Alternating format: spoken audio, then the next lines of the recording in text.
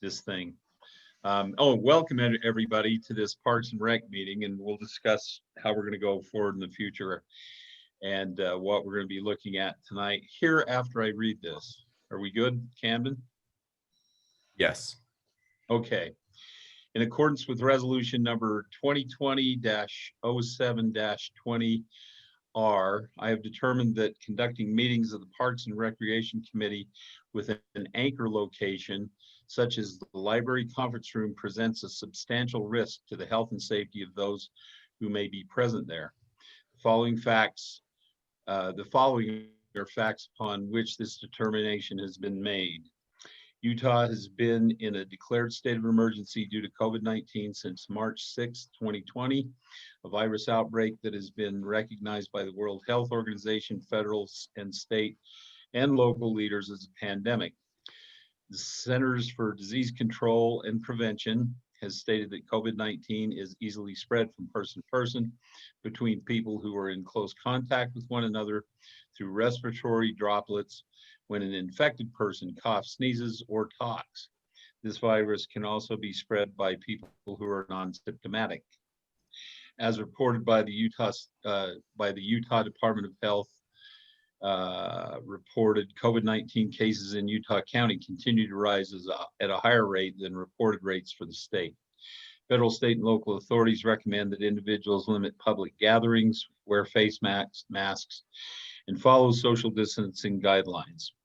It is difficult to anticipate the number of attendees at any meeting in order to maintain social distancing to comply with the state phased guidelines. Further, regardless of the number of attendees, social distancing measures for council, staff, and attendees will be difficult to maintain in the city council chambers and administration conference room.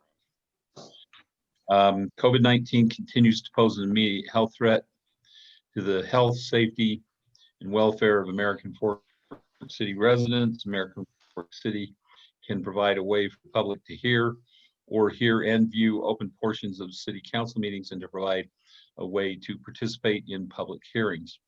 For the next 30 days, all Parks and Recreation Committee meetings will be conducted via electronic means.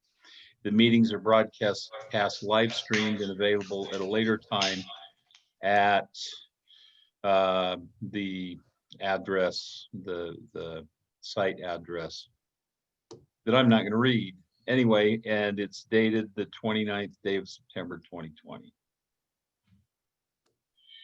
Any questions? Okay, so to get started, we were charged with reviewing the current Parks and Trails Master Plan, updating that plan, and getting it back to the City Council. As we go through this, Camden sent out, I believe, 5 documents, or 2 documents and 4 maps, 3 maps. Anyway, one of them, and I just want to get this off the top, I don't know how many of you looked at those, but it is not my intent, and I don't think it's the city's intent to come up with the, I don't know how long the Lehigh City Master Plan is. I think it's 40+ pages, but that, I think, I'm 99.9% sure that their Parks and Recreation Committee or whatever Citizens Committee didn't put that all together.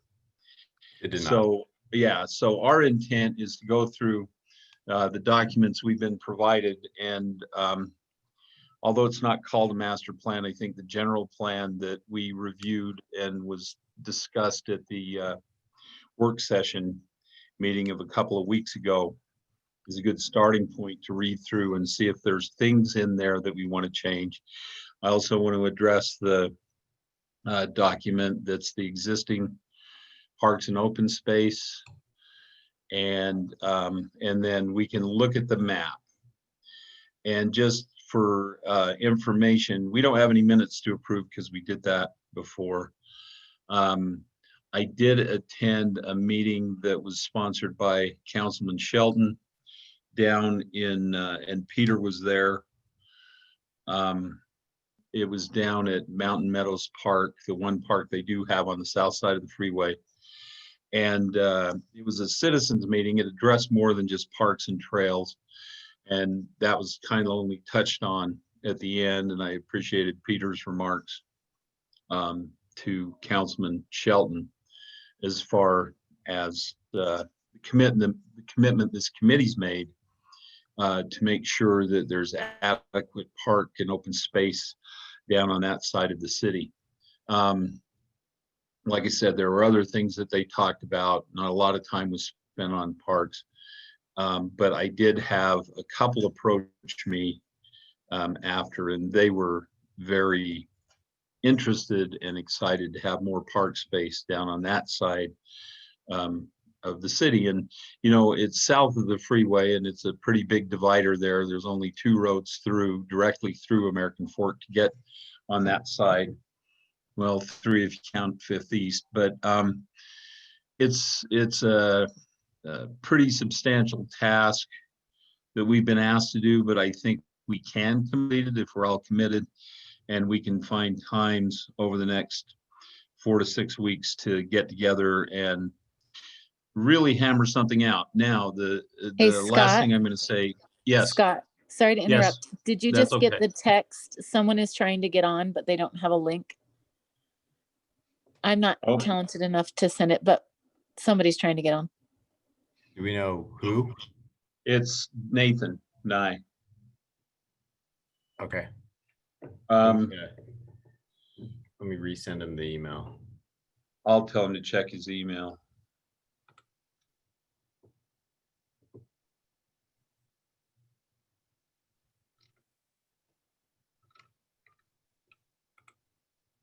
Sorry to interrupt you, Scott. No, that's okay.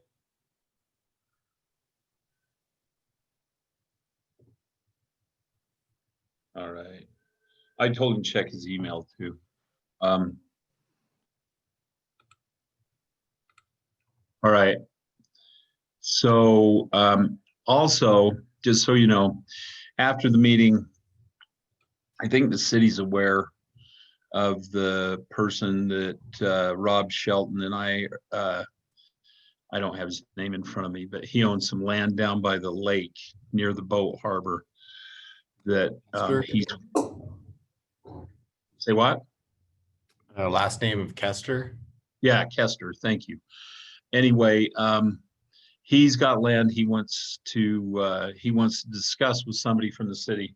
I also had a friend of mine that I've known for 20 years, and he's actually my step cousin, approached me about 50 acres down below Peter's development that is approved for houses, but they don't necessarily want to use it as that.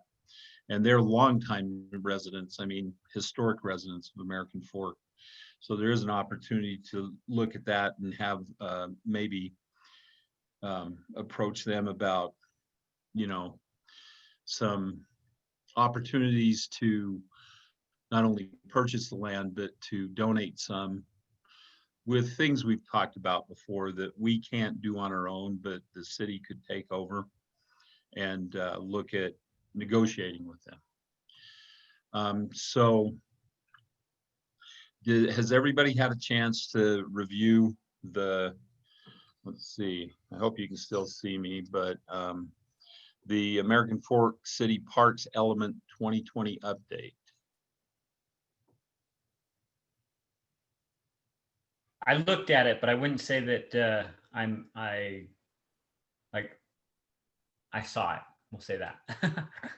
Okay, well, what we're going to do is, and this is going to be, I know this is going to be painstaking at first, because once we get this document revised the way we like, and I've read through it twice, most recently yesterday, it's well written. I don't know that, you know, there's some details that we probably want to hammer out and make sure we have clear and concise, and then we can move on to the maps, and especially the designation of parks and open space and special use, which I want to go over a little bit. But think the best way to do this is probably what Camden suggested, and take a page at a time or a paragraph at a time and take turns reading through that rather slowly. And once we reach the end of that paragraph, if there's anything that needs to be changed, we can discuss that. Does anybody have any better suggestions? Because I'm always open to those.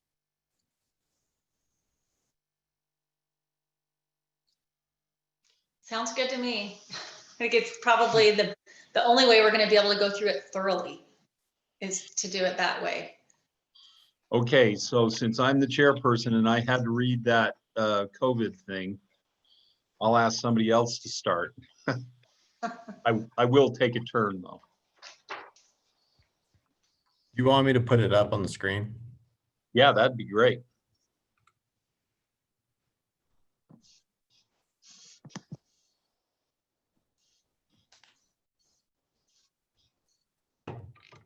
Any volunteers? We can have city employees help with this too. I can read. Okay.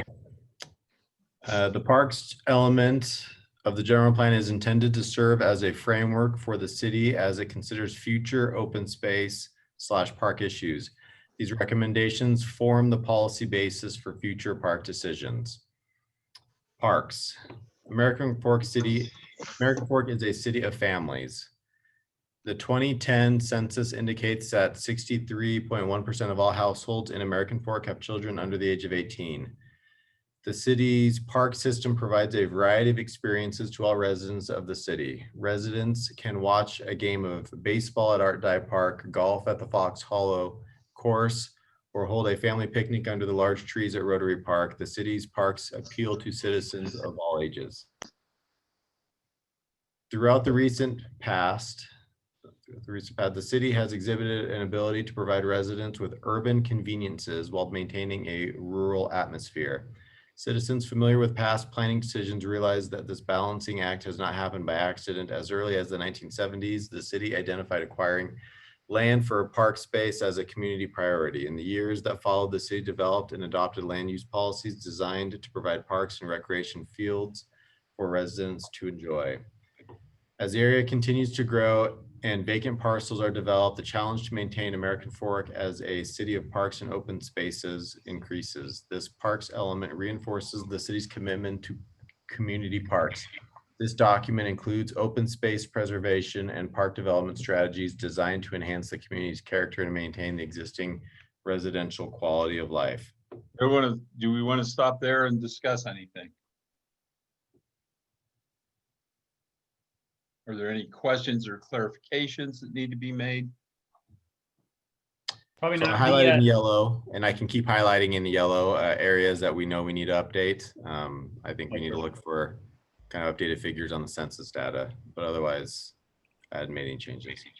Yeah, that was what I was going to say is some of that, if it's 10-year-old information, we might want to update that. But my guess is that you will still find a surprisingly high number of population under the age of 18. Yep. Yeah, I would assume that percentage number with households with children under the age of 18 will go up. My opinion. Anyway, True. is there anything else? If not, we can keep going. The city will pursue a proactive park and open space acquisition program that plans for open space acquisition and development with the same degree of interest and forethought as other community services. In this effort, the city will identify areas for park development at the beginning of the site development process. The city will also work with individual property owners throughout the annexation and subdivision approval process to address development interests and accommodate the city's park objectives. These discussions are viewed as opportunities to enhance the community, and all involved interests are expected to come to the table open to input and discussion. Could we underline, for right now at least, in this effort, the city will identify areas for park development at the beginning of the site development process. Mhm. And can't just underline that for right now. I mean, we can come back and discuss it, but has that been the case? Because I get the impression that with some of the more recent developments over the past 3 to 5 years that I haven't personally seen, and that's been the process. Yeah, I mean, I would say it is the process, but I don't think the process necessarily affords us, a 70-acre parcel or something from that. It's there are a lot of other options, but when I talk to the planning department and other people during those processes, they're very aware of the master plan. They're very cognizant of the needs and where the opportunities are available. They normally try and address and bring those up. I know it felt like some other ones, opportunities were lost or the wool was pulled over our eyes, but I don't think we really dropped the ball on any of this. We just weren't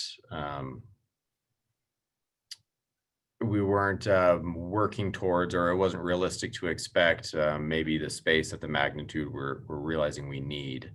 Okay. Which is why we're kind of approaching this differently, saying that's great, but we really need large quantities of space. So we need to look at other stuff like just straight up acquisition. Right. Well, and part of this modification or update of this plan can be bullet pointing some things, because I think that needs to be a bullet point. And I mean, that needs to stand out, in my opinion. And maybe not in a, in a paragraph, but we can go through, and that's why I say just underline that right now, and maybe we can come up with some bullet points that we feel are more important than others. Well, Scott? go ahead. Yes. I agree with you. I actually printed out the plan, and that's something that I had underlined and marked. That was a concern.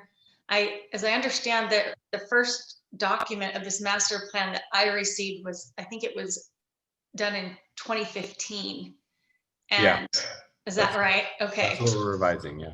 Okay. And I was surprised by some of them. They looked like lofty goals, but maybe not what exactly has been happening, particularly as we've had such expansive growth so quickly in the last few years, south in American Fork, south of in that area.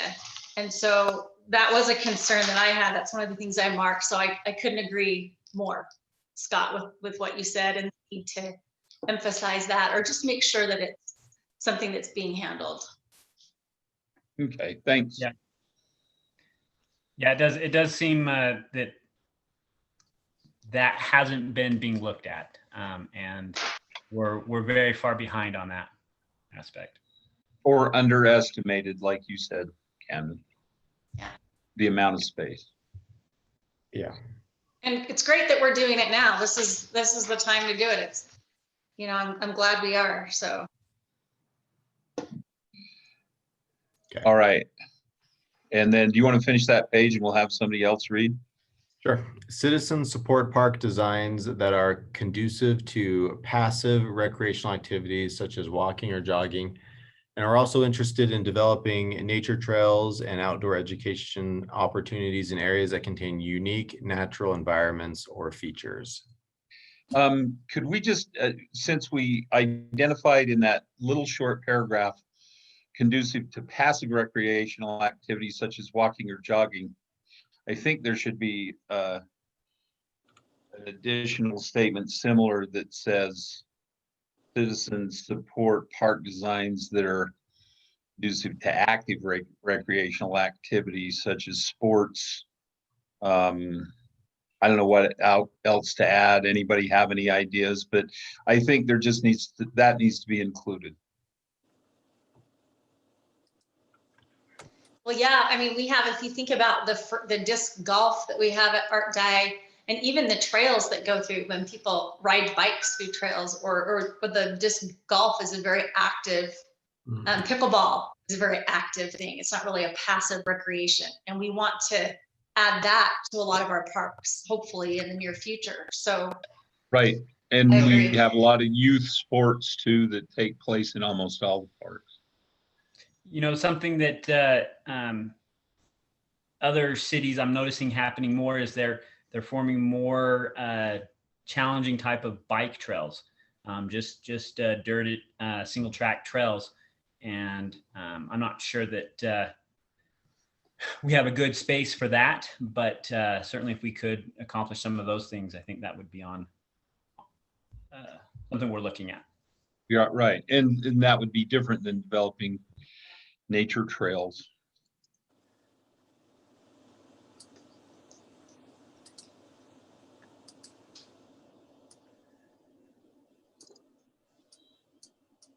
So citizens also support park and trail designs conducive to active.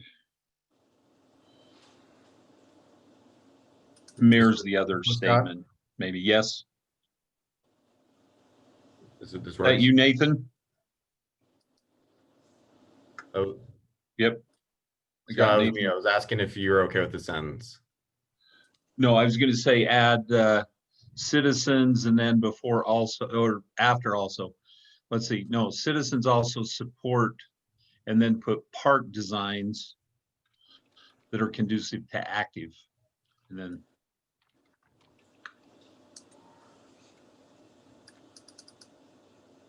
there we go. Okay. All right.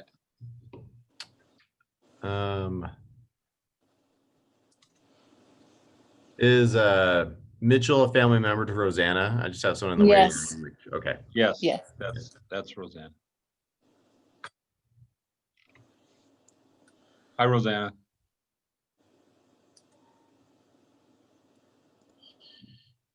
Okay, just for Nathan and Rosanna's information, mostly. We are going through the parks document that we reviewed in the work session. We just completed modifying the draft of the first page. We're taking turns reading page to page and stopping at different points to make sure everybody's good with the statements that are in there. All right, who wants to read page 2? I can. It is anticipated that the area south of I-15 will one day house a large park area similar to the Art Dye Park with ball diamonds, fields for soccer and football uses, as well as active and passive opportunities for recreation. Did we already read this? No. Okay. This area has been indicated as a accompanying map. Oh, I'm getting old. Figure 1, adjacent to the proposed linear park underneath the power lines. The city's Parks and Recreation Department will be key players in the development timeline for this area. Okay. Park objectives. In developing the park's element, thought and attention has been given to the location of proposed park areas. As the city continues to grow, it is important for the city's continuation of accessible park space to continue. As the city makes future park decisions, the following objectives will be considered. Can I stop you real quick, Lisa? Yeah. On that part you just mentioned about the future park, similar to Art Dye, that will be, large and have soccer fields, football, all this stuff. Where exactly was that intended to be in 2016? Because I don't see it on figure 1. When I've looked at that, I don't know exactly which area they're referring to. Let me pull up the map for us to take a look at. I have the map and it shows the current parks, but I don't see anywhere on there where it indicates the use future. Yeah, I don't either, but that figure, that image looks like it was taken just off of the Harbor Road. Right. And looking south probably of the development, looking west towards, kind of Saratoga Springs. There was also a second map that showed some proposed parks in purple striped. It was one of the 3 maps that were included. Yeah, I see that. Okay. So maybe let me that's give the, you- Sorry, just for clarification, the maps I gave you are somewhat updated maps from the 2015 one. I added acreage, I added parks that weren't in 2015 and things like that. If you give me a sec, I can adjust and kind of show you, give you perspective on what that was referring to. I think I'm Okay. going through this page here. So this right here, I mean, this is the original 2015 figure map. And so you see it includes existing parks, and then down here it includes these orange, these pink potential Whoa. parks. I'm Camden, not seeing what you're You're- talking to. you need to share your screen, Camden. Yeah, I I'm not forgot to seeing click it. the final button. That was actually to share it. I clicked the window. Sorry. Oh, there you go. So this is the 2015 figure, and in here you can see we have pink spaces that indicated potential parcels or property. So the large art dye area is probably this. It's this section right here. I don't know if you can see my mouse Yep. Yeah. on it, but this section right here as part of the linear trail. So that one, if you compare it to your core parks walking distances map that has the purple diagonal stripes that you were referencing, Scott. Yeah. Those future parks look a lot different than these pink areas indicated on this map. Yes. Right. And yeah, Yeah, that one. that's the one we're looking at. Yeah. Just to consolidate things for the meeting with city council, I kind of combined those maps that we were looking at in this one, and I created just a sample of potential spaces. So this was just me taking all the information I had at the time, working with our public works and other stuff to say, what are some potential opportunities here? So this is one example of what we could come up with as a committee. And then I would actually take these purple areas, and then I would put it on the new figure one. Because right now that one I don't think it has anything right now. But once we decide as a committee what we want, I would update with those pink. We'd put those on there. But and we can go through this when we get to that point too, as to what my logic was, and we can get more specific and change it or whatever we can. Right. Okay. I just didn't know what area they were referring to with that large park like Art Dye. Didn't have a lot of context, and we're dealing with two different. I started updating stuff just to kind of help get us started, and then I didn't give you context, so I apologize. Oh, that's all right. That's good. That explains it. This Sorry, I is- didn't mean to hold you up too long.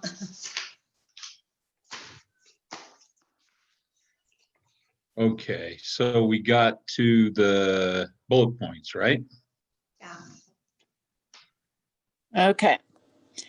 American Fork residents will have adequate and convenient access to park facilities. All residents will be within a half-a-mile radius to a park.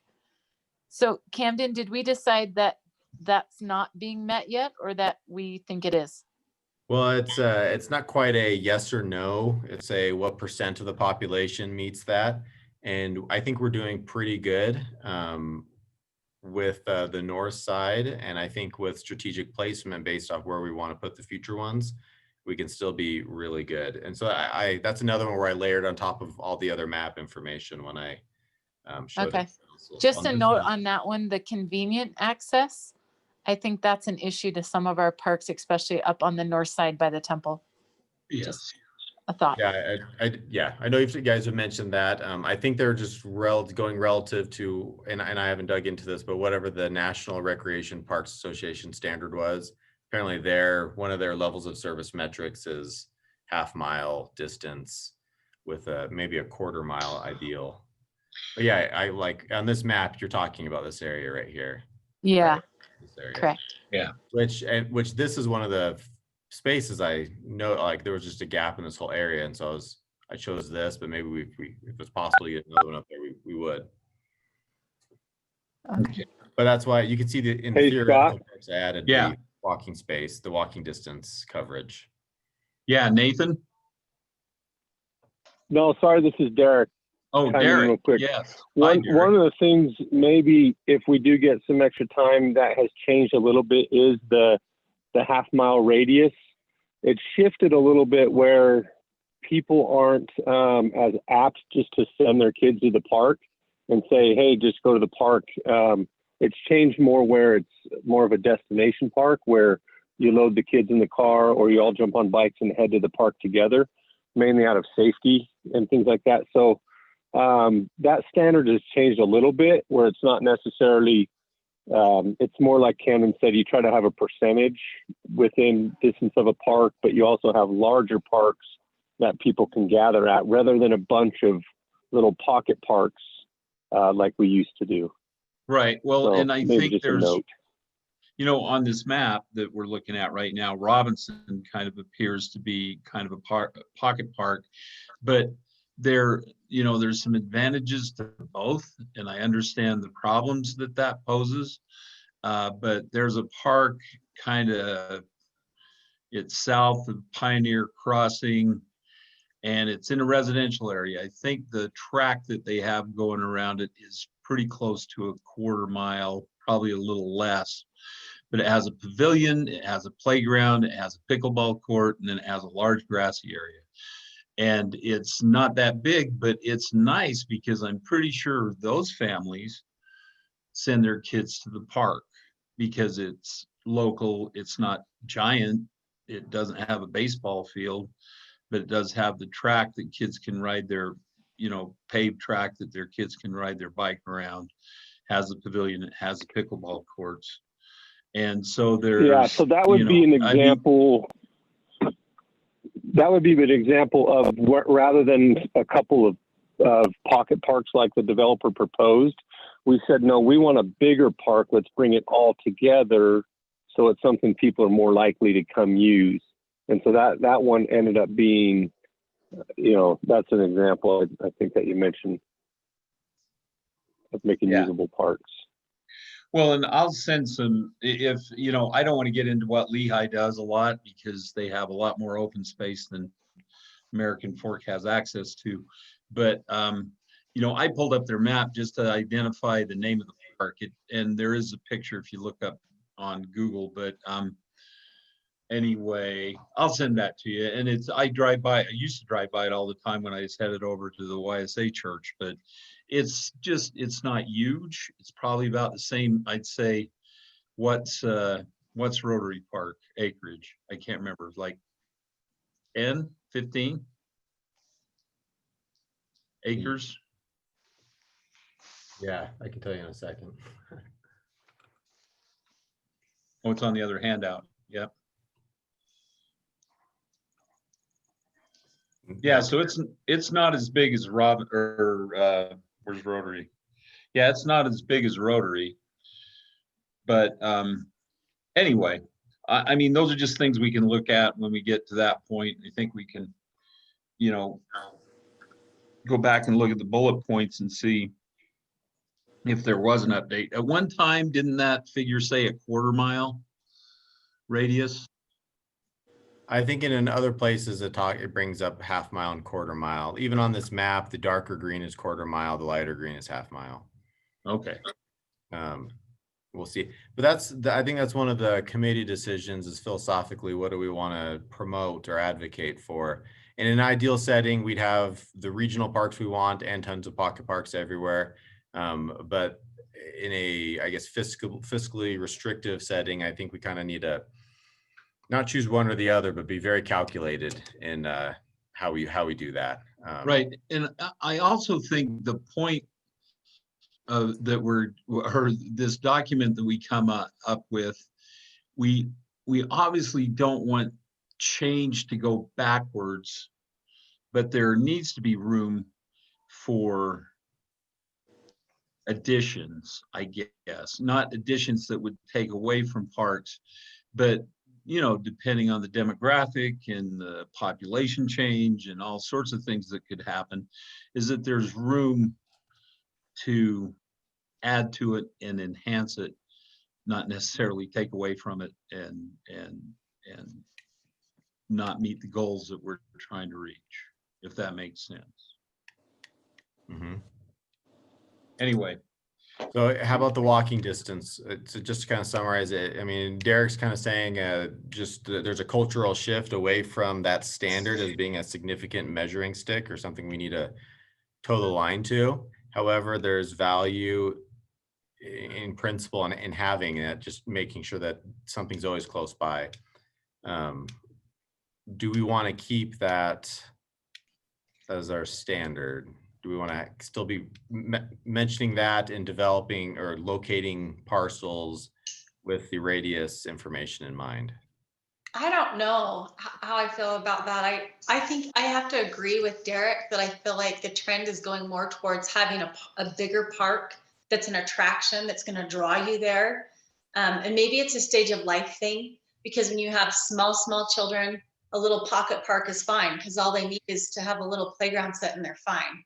But if your family's older or more established, you're going to want to do more things, So, active things. And so maybe you need a bigger park for that. I don't know.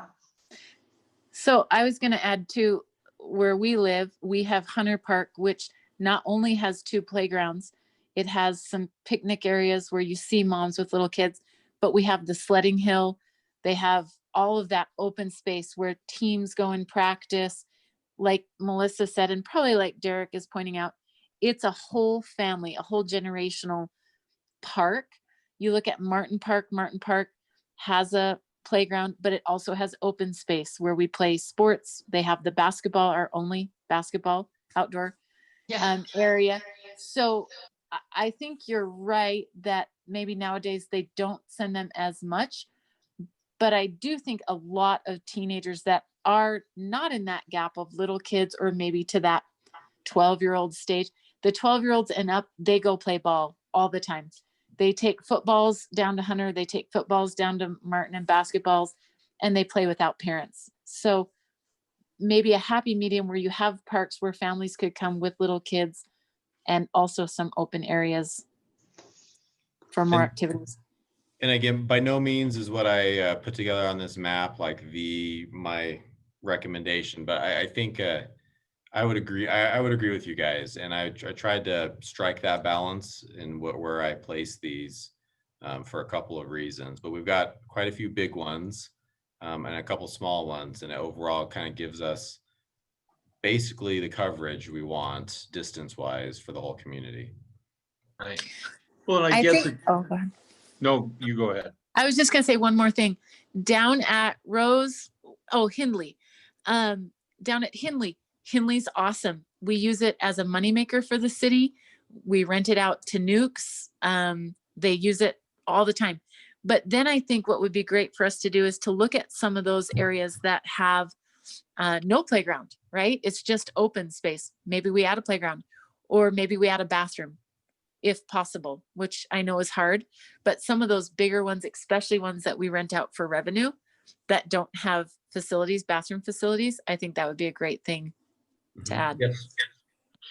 I agree. I think at some point we might want to look at what area wise, what's considered a pocket park, because is it Martin that's got the small opening and then a bigger grassy space behind it? Yeah.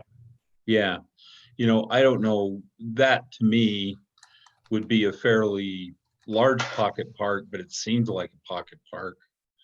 And then I don't know, I consider when I was down at Mountain Meadows, that to me would be a pocket park right now as it is currently constructed. I mean, it's got a playground, but pretty small space as far as grassy area.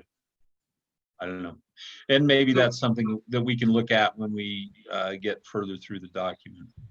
Instead of talking about specific parks, why don't we just put something in the plan that will say we want a variety of parks and sizes so that it can meet all these different needs? Yeah, that would cover it. Yeah, I think Barbara's right, but the more, and this might be just a timing and a bandwidth and kind of how long do we want to go through it, but the more specific and the more you can articulate the standards and exactly what the expectations are, the easier it'll be to accomplish them as well. Well, and that's why you say, maybe we say from this acreage to this acreage, in this document, we consider this to be considered a pocket park, and yeah, and then obviously we get up into 40 and 50 acres, we're considering it more of a complex than just a park. Anyway, Yep, So we can look a into thought, Harbor Village was required as an HOA, part of an HOA, they were required to develop their own pocket park. Yep. And we as HOA members pay for that park and to have it maintained. Could we require development to build the pocket parks and have the citizens pay for it? It sounds like we kind of are expected to do that here. It'd be nice if others were expected to do it as well, and then we could allow the city to focus on the large parks, and then you get both. Well, for Harbor Village, you correct me if I'm wrong, it's a detention or a retention or something space, Yeah, as it's a well, right? yeah. But Yes. I think there's a certain level of open space that's required, and I think Harbor Village in particular was able to consolidate a little bit more and capitalize on the detention pond that was required based off their parcel. But I think that opportunity exists in a lot of developments, depending on the topography and the water and all that other stuff. Those things could happen, but whether or not we can take it as a city parcel, like you mean like we take ownership and we own it, Peter? Yeah. Well, that's not what I was suggesting, but Okay. I mean, that is an option. I was more thinking to get the pocket parks, we would require builders to put those in.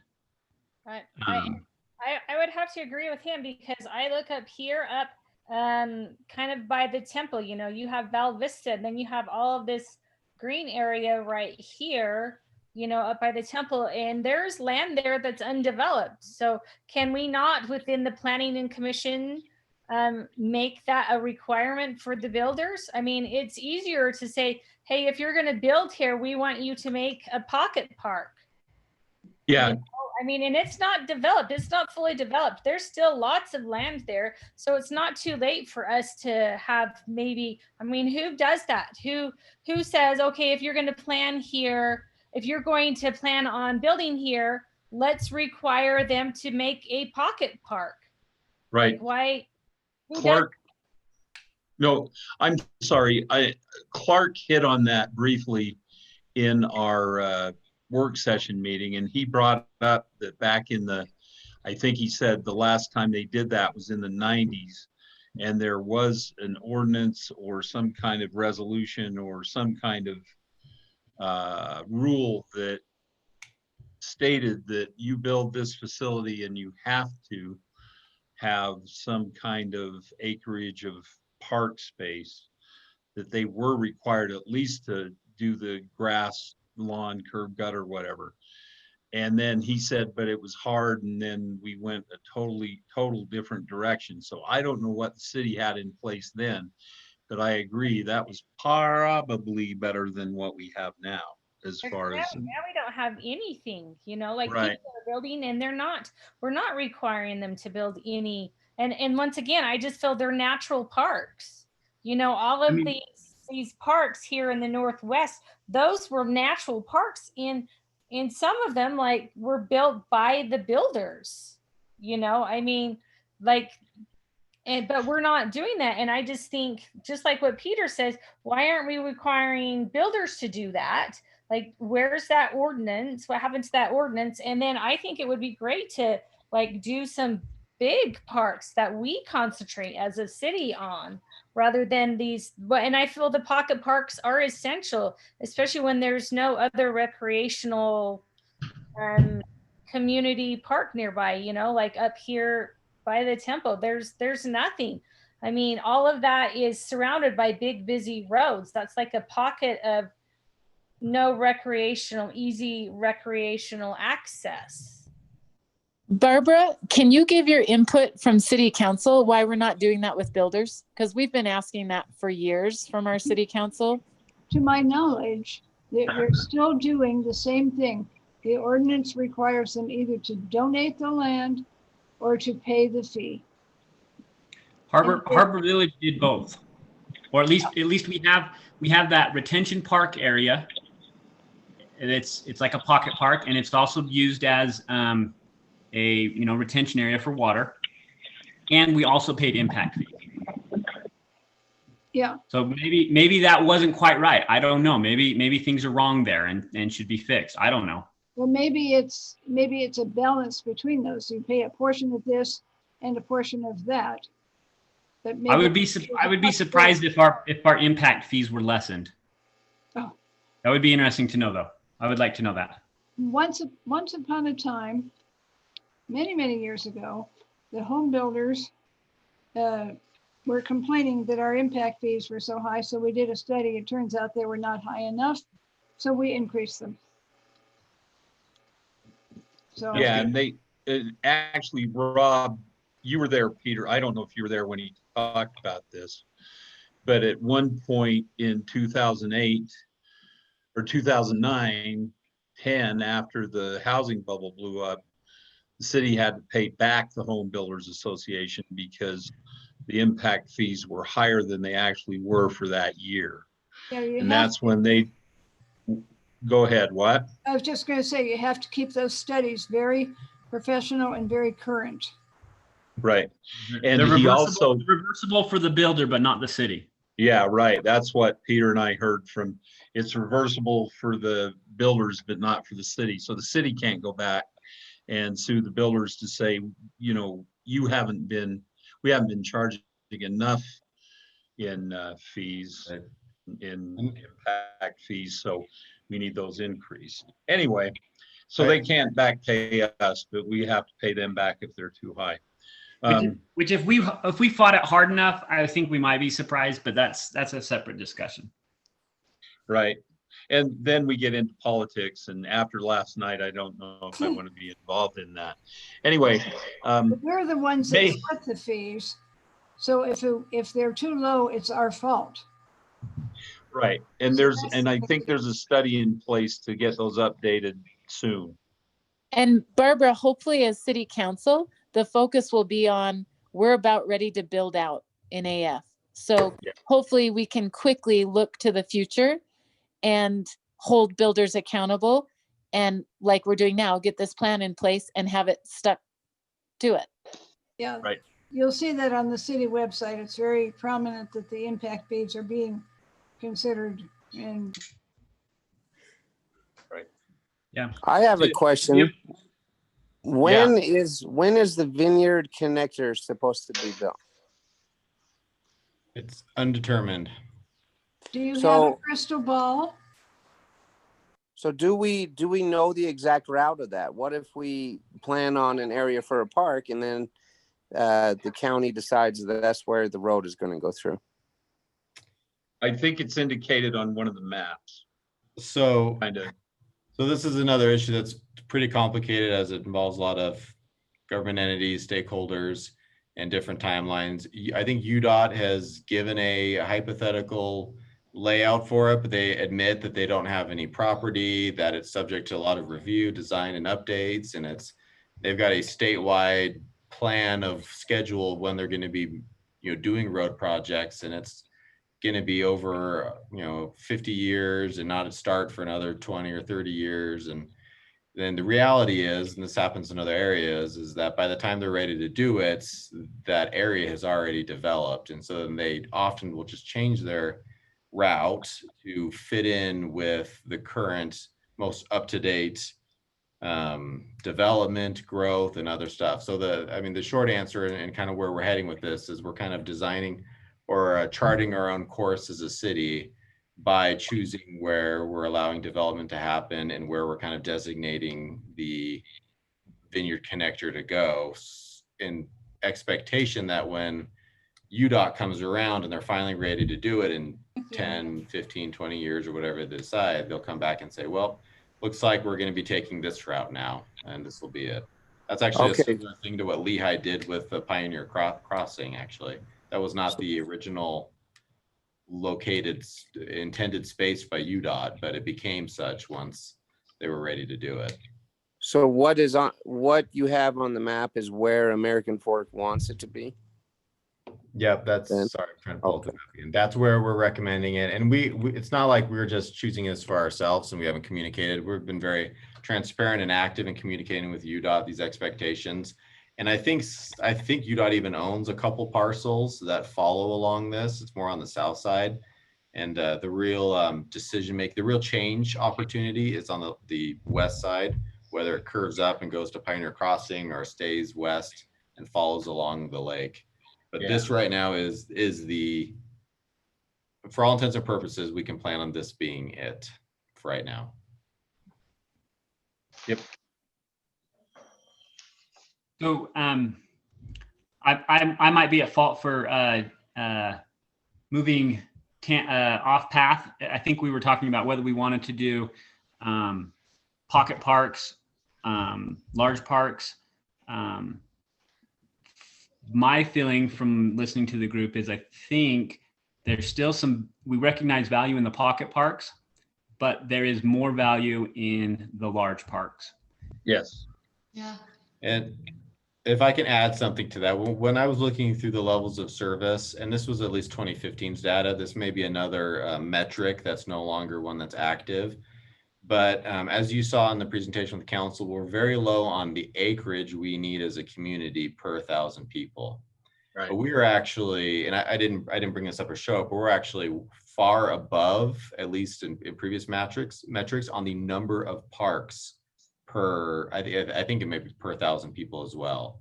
So basically we actually have a lot of little parks without a lot of acreage.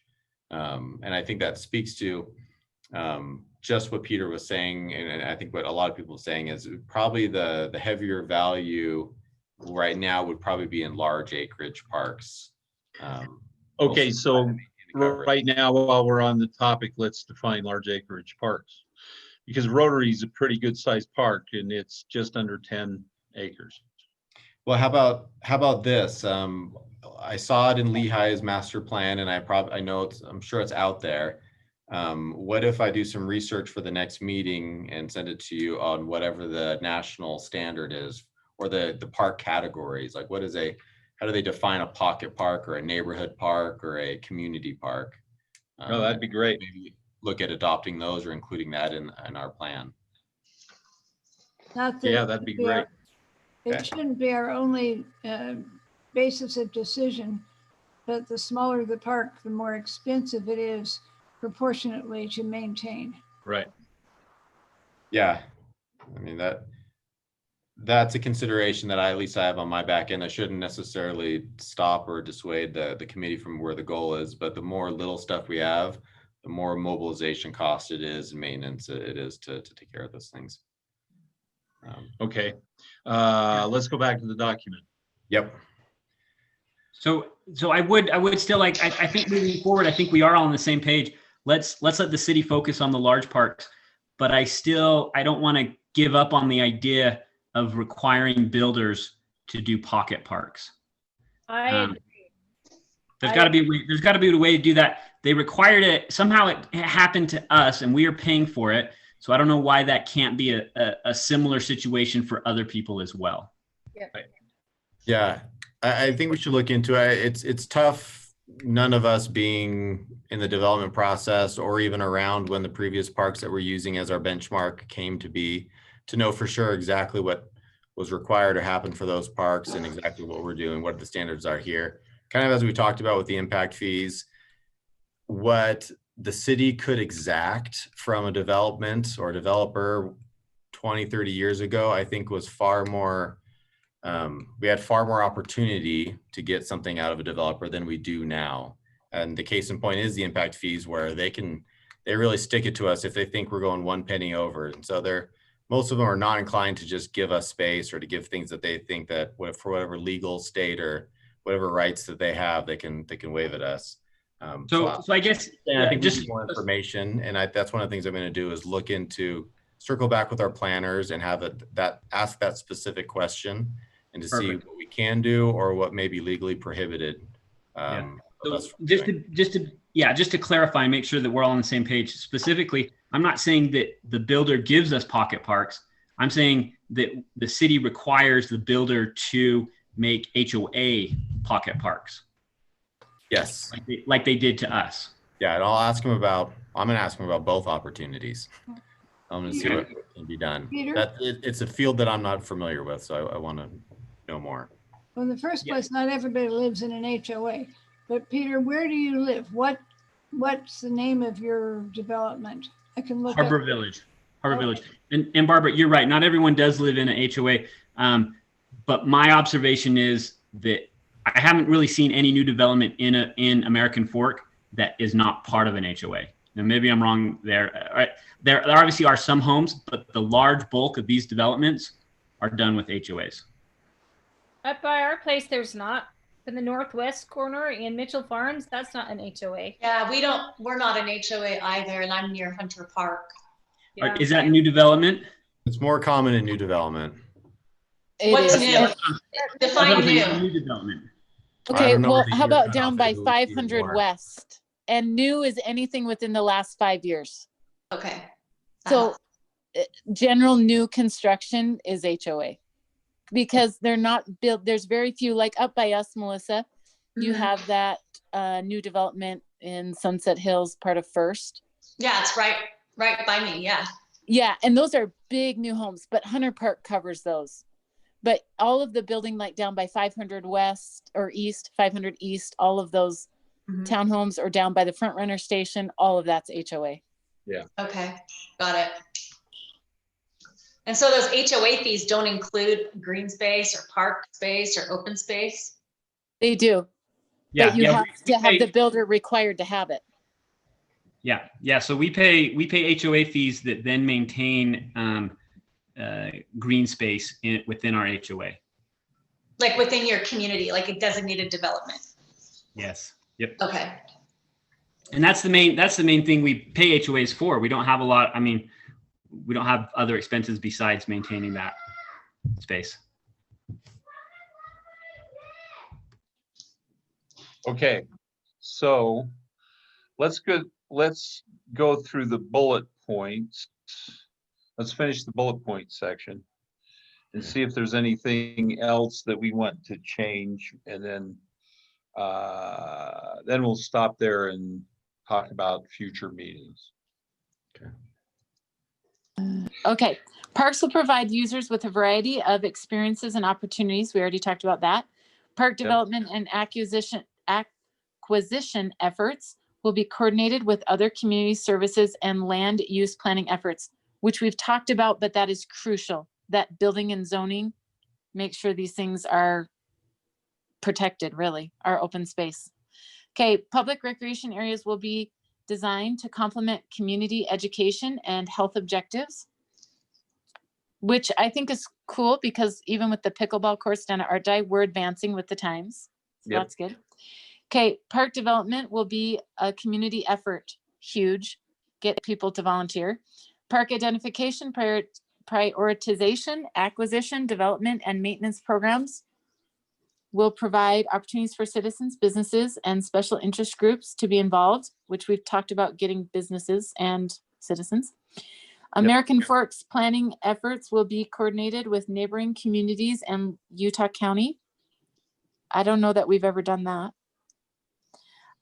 Parks will be developed in a manner sensitive to the environment when applicable, and will highlight American Forks history and culture and reflect the community's character.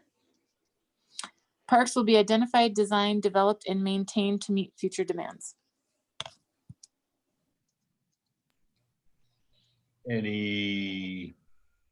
Oh, there we go.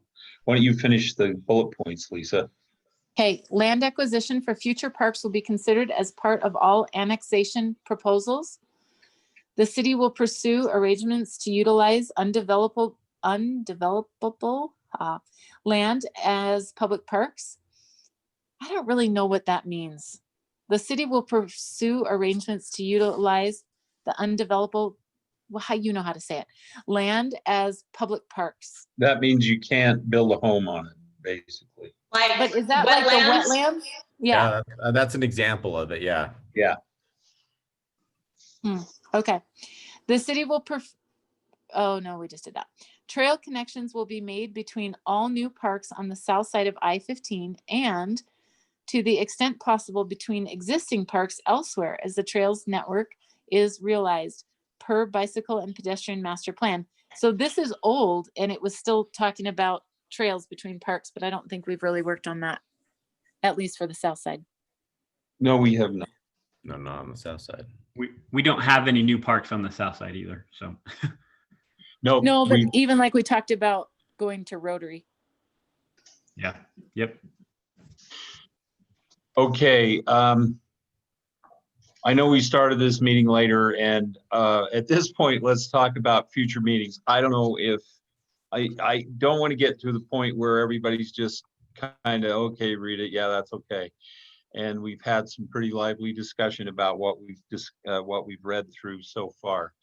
So in the future, I know I sent out the next meeting would be 2 weeks from now. Do we want to wait 2 weeks?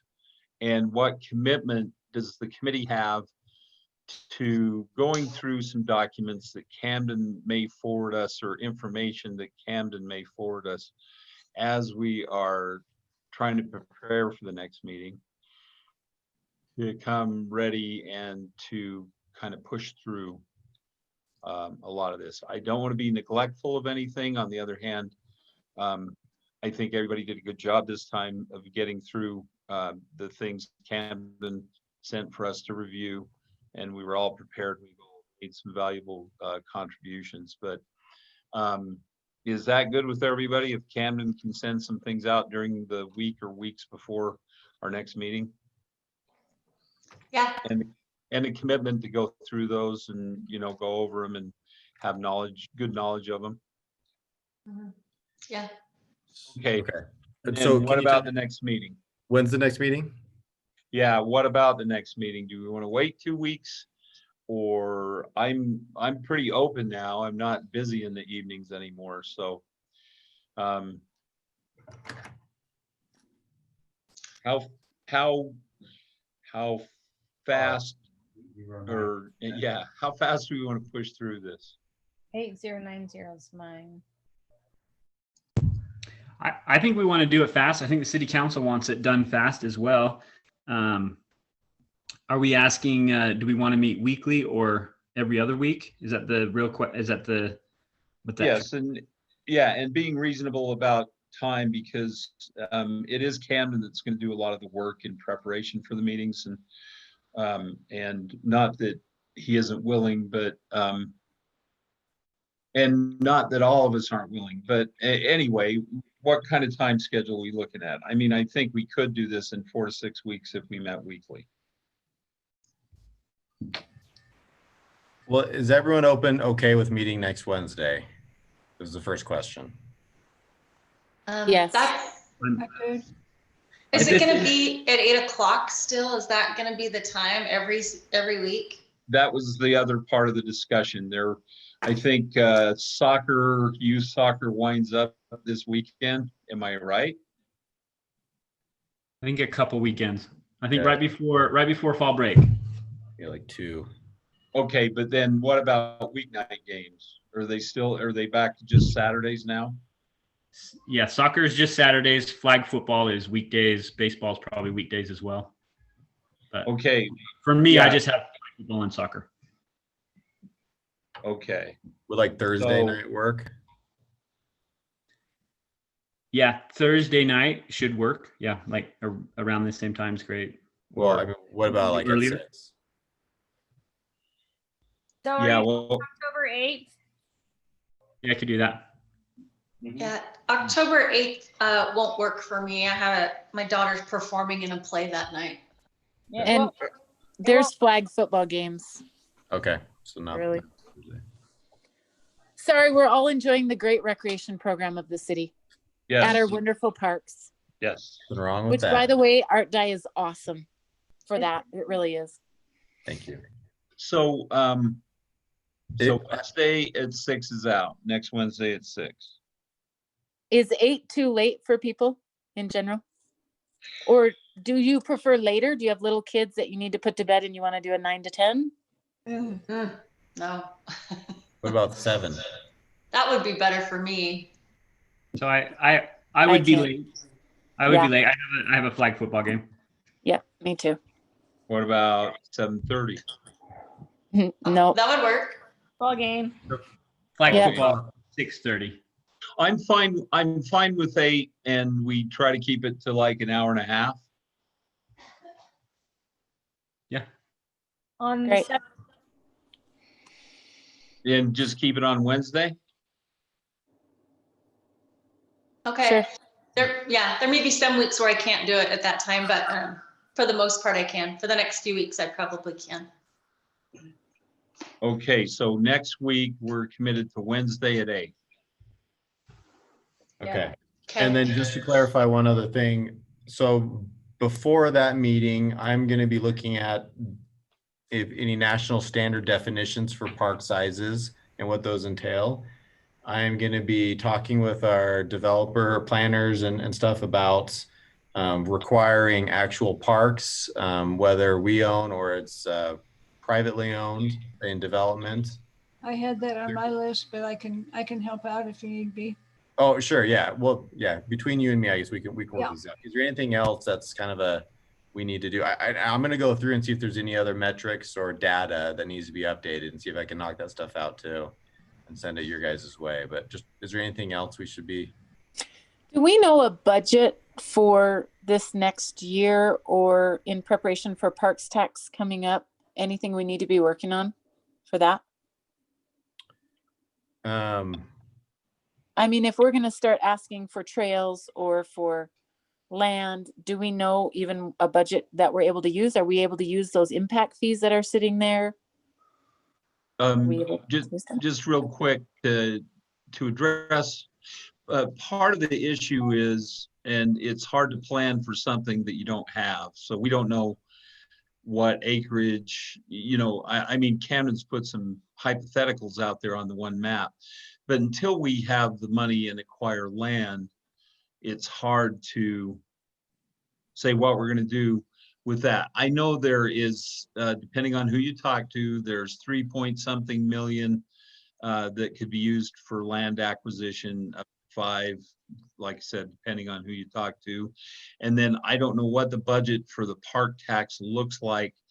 I think we can address some of those things in our regular meeting, maybe in November, and still have time to address some of the other needs. I don't know how many of you received the email on, I think it's Hunter Park and the cul-de-sac and the bridge and some concerns. Was that the park, Camden? Yeah, from Wendy Hickman. Yeah, Wendy Yeah, Hickman Wendy sent Hickman. that out. Yeah. Yeah, and so there are some things we need to address in the other parks. But I think if we push through our assignment from the city council, get the master plan updated and the maps updated and things like that, that we can still address those in first part of November, first part of December, and have a pretty good idea of what we want to see happen with the park tax money. So, Yeah, Which part? it sounds like to me that money is, yeah. So Councilman Sheldon, didn't he say at the meeting, Scott, that there was 5 million? He said 5 and he wasn't at the work session meeting and there was a figure there of 3-point-something. I think it was just like 3.7 million that David said was that was available for. So there's land that. purchase. There's a lot of development that's happening. So impact fees are going to be coming in at a pretty good rate. The tax, park tax, and then which is going to start tailing off. We're not going to have so much money going to Art Dye in the next 2 Right. years. Right. And then also there's general funds that could be used. So I think funds are going to be coming the direction of these parks. And so, yeah, like you're saying, we need to get the plan ready, and then funding is coming. And for Barbara, and I think that this has been brought up before, but finding there's other opportunities, there's some county money or state money and even federal money that Art Dye could pull from instead of the park tax money going into the future. And this was brought up by Councilman Shelton in the meeting briefly down there, but it was also brought up in the work session meeting too, is looking for other funding streams to take care of some of the other park needs and then, The really boat trying to. harbor. Yeah, the boat harbor. That Boat was harbor's it. a good one that we're gonna get additional funding to help out with as well. The city's gonna have to put some, and then there's additional funding, right, Camden? To fund the Bow Harbor. Yes. Well, that was the original plan. We had a couple million between us and the county, but then the council kind of pulled back on that. They wanted the money. They were hoping that grant money from the county would go to something like Art Dye, and maybe it can. And that's kind of a political council with the county commissioners to do. But I will tell you that grant we've applied at least like 3 times for Art Dye, and I've always been denied because I didn't see that as fitting in with their vision. And that's kind of how grants are. You get the money as long as you're doing what they want you to do with it. And so you kind of have So to. we adapt we to likely what could they have that. We likely could have that grant money for the boat harbor. we technically still do if we were willing to pony up our half of it. Right. Hey, so I have a really quick question. Is there any way we could get like any kind of like a list of things we need to do or that needs to be accomplished in order to have an actual park on the south side? Like, is there any way? Because I mean, we did talk about talking to Amazon, right? They're moving in, and I just think we need to work on that relationship too. But like, is there any way we can have a list of things to do and what our job is and what like the planning and commission jobs are, so we can kind of see what we need to do? Because sometimes I kind of feel like we're doing a little bit of the planning and commission's job. Do you know what I mean? Because we're going through and making the master program, but I guess I thought that was planning and commission, that they're the ones that have the map. They're planning and commission. So like, is there any way we could get a list of what like we need to accomplish and what the different steps are, so we kind of know a direction rather than like, hey, why don't you do the master program? Because maybe we could, I mean, like, I think it would be really helpful to go talk to Amazon right now and say, hey, would you be open to donating? And just kind of like putting a little, like at least starting the ball to roll, rather than being like, we're going to spend 3 months on the master program, on the master plan, and then in the end, we don't have enough money. Or do you know what I mean? I don't want a lot of red tape to it. It just feels like it's going to take forever. Well, I think partially is we need to push through with the master plan. And the way it was explained to me is once we have the master plan in place, then parts of it, the parts with land acquisition and development, would go to the planning commission. They wouldn't have veto power necessarily, but they would look at the feasibility and place some costs possibly of what that would look like to bring to fruition. And the other thing is, one thing, and I think Peter noticed this too, because there were a couple of landowners down there, and one of them said, there's a big deal about widening second south out to the Front Runner station and beyond. And Councilman Shelton was talking about how different landowners won't give you this, but some will, and we don't want a zigzag looking road. And at least one of the landowners said, nobody has come and talked to me. He goes, I own land on the one side of Second South, and nobody from the city has come and talked to me. And I know there are some restrictions we have as a committee to represent the city, and that's why we can't go out and solicit, maybe meet directly and represent the city in our volunteer positions. Yes, City that was Bruce Franson that made that comment. That he was surprised nobody has even contacted him.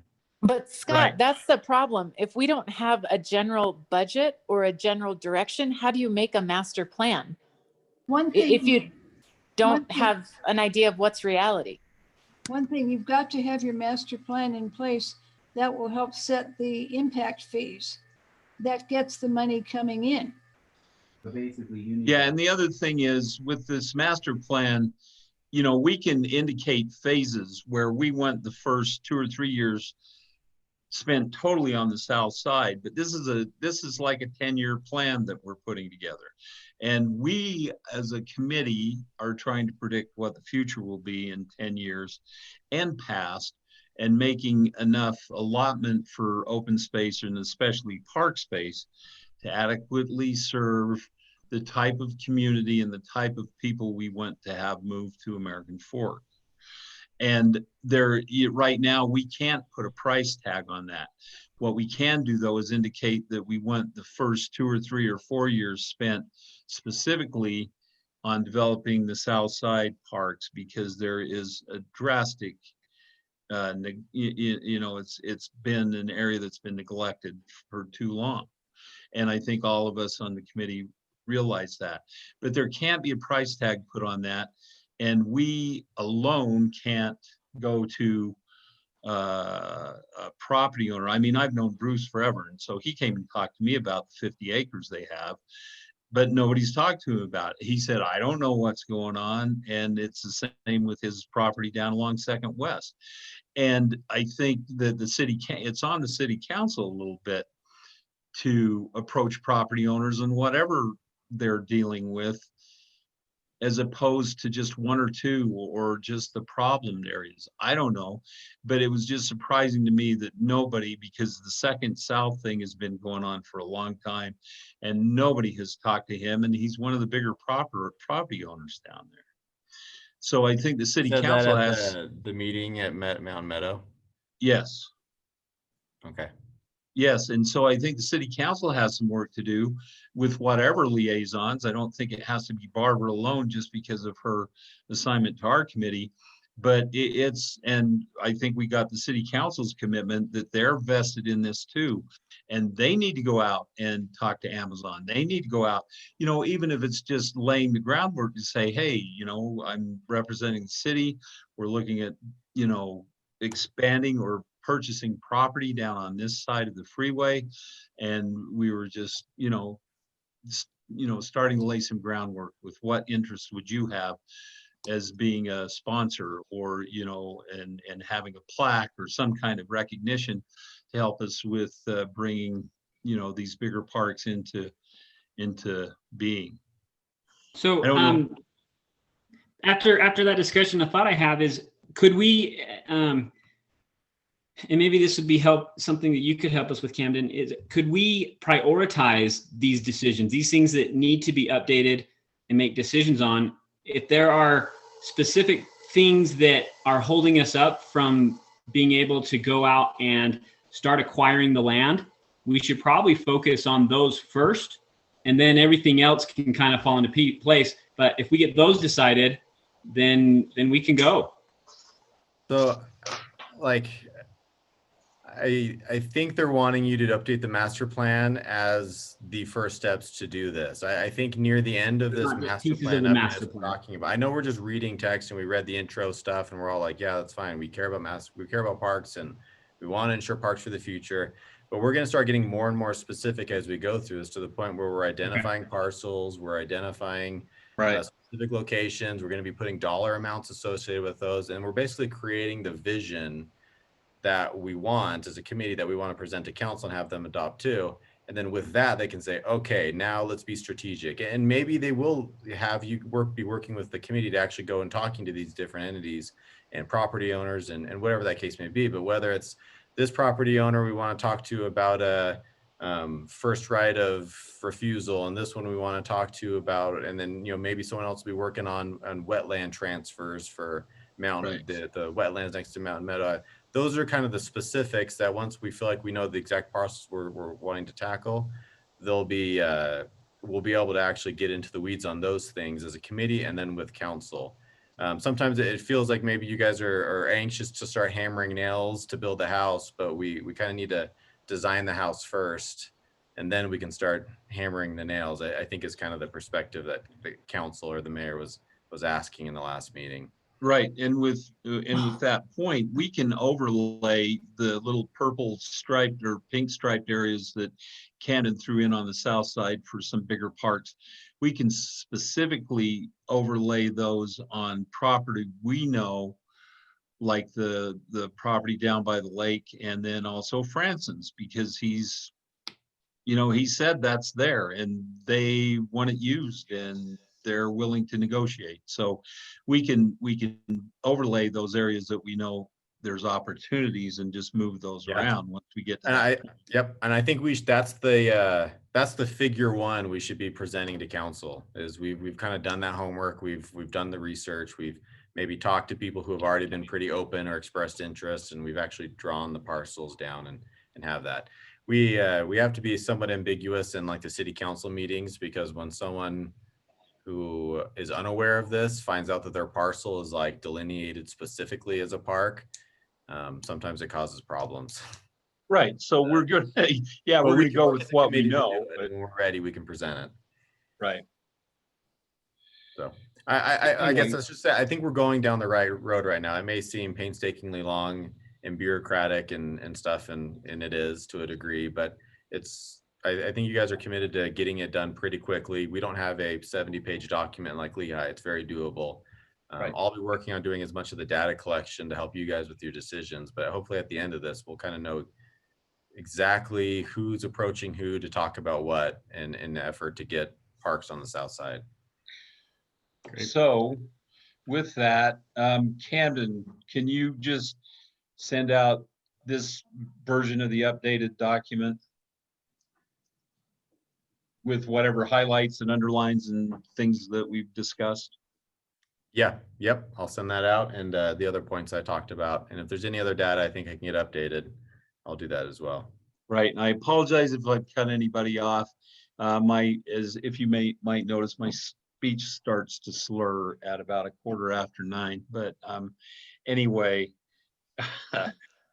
and if I did cut anybody off, I apologize.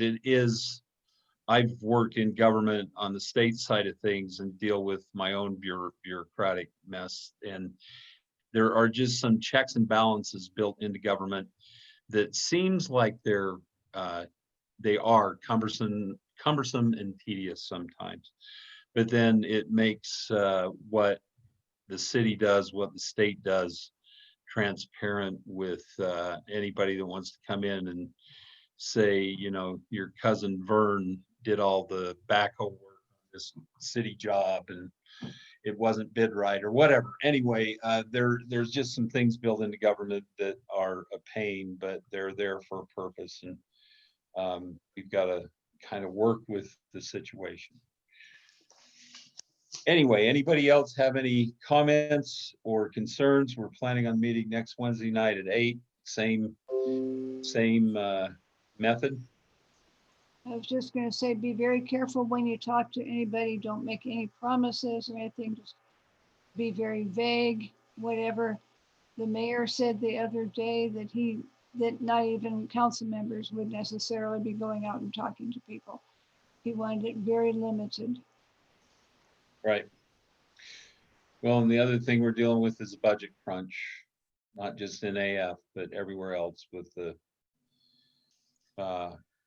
COVID and the economy and everything. So anyway, do we have a motion? What, say what? I was just gonna say park tax is gonna be very much up in the air for quite a few more months. Right. Yeah, I mean, it's February when we normally apply. It's January maybe, or December when we kind of have an estimate, guess of how much we think funding will be there. And But then in 2 months general, after that, what's that? it's 2 months after that that we actually have the amounts. Yeah, it's an estimate that they work off of, set it for that, but we can cross that bridge when we get there. All right. Is there anything else? If not, do you have a motion to adjourn? Yes, Rosanna. I I second. second it. Okay. Thanks, everybody. See you next Everyone at Wednesday. once.